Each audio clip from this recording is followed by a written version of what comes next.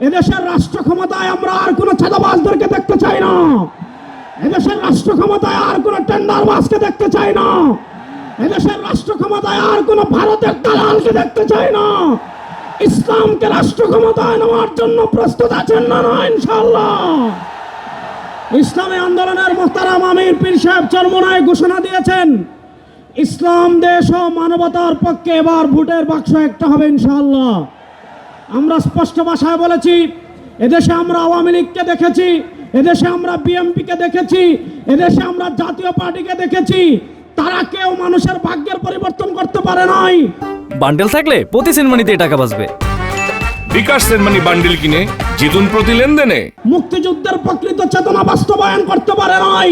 এবার একটা চেতনা বাকি আছে, যে চেতনার নাম ইসলাম।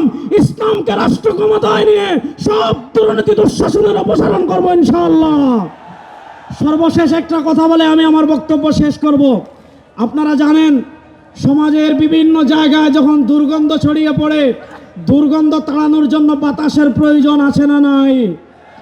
আমাদের রাজনীতিতে দুর্গন্ধ, আমাদের সংসদে দুর্গন্ধ, আমাদের বিচার ব্যবস্থায় দুর্গন্ধ, আমাদের অর্থনীতিতে দুর্গন্ধ। 52 বছর যারা রাষ্ট্র পরিচালনা করেছে, এদেশে সারা দুর্গন্ধই ছড়িয়েছে। এই দুর্গন্ধকে দূর করার জন্য বাতাসের প্রয়োজন আছে। সেই পুরা বাংলাদেশে এবার বাতাস হবে হাত পাখা ইনশাআল্লাহ। সেই হাত পাখার বাতাস ছড়িয়ে দেওয়ার জন্য প্রস্তুত আছেন না নাই? আরে ভাই, আমাদের কোনো মার্কা আছে? ইসলামের পক্ষের কোনো মার্কা আছে?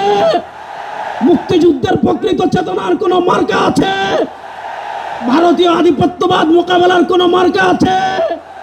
ওরে কোন সে মার্কা? সবাই বলো। এবার যাবে সারা বাংলায় পিসাব চর্মনায়, শাখা চর্মনায়, নারে